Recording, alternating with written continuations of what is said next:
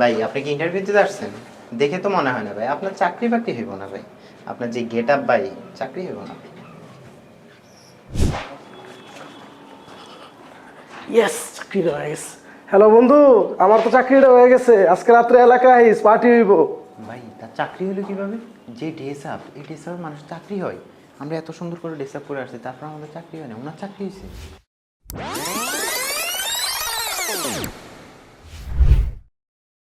Sir আসবো? হ্যাঁ আসেন। আপনি আজকে ইন্টারভিউ দিন, আপনি সিভি নাই, আপনার ড্রেস ঠিক নাই, আপনি বসেন।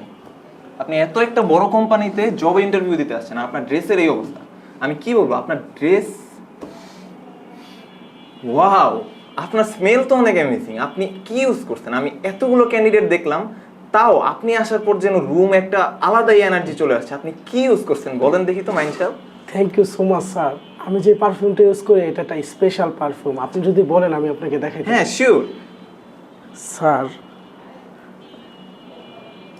আমি ইউজ করি জাহাবের হর্স ফায়ার পারফিউম অয়েল।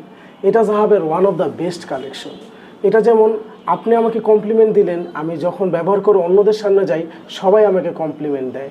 আমার ড্রেসের থেকেও এটা আমার ইমপ্রেশন বাকি সবার কাছে অনেক বাড়িয়ে দেয়। যেহেতু স্যার আপনার এই পারফিউমটা এত পছন্দ হয়েছে, আমি স্যার আপনি না না, এটা দরকার ছিল না, তাও থ্যাংক ইউ মাইন সাহেব। You are a great person. আপনি আমাকে এটা গিফট দিলেন, আমি অনেক খুশি হয়েছি। আপনি কালকে থেকে জয়েন করেন, স্যালারি নিয়ে কোনো টেনশন নাই। আপনি কালকে থেকে জয়েন করেন, ইনশাআল্লাহ so much, আপনি sir. কোম্পানিতে জয়েন করলে আমাদের কোম্পানিরও ইমপ্রেশন বাড়বে।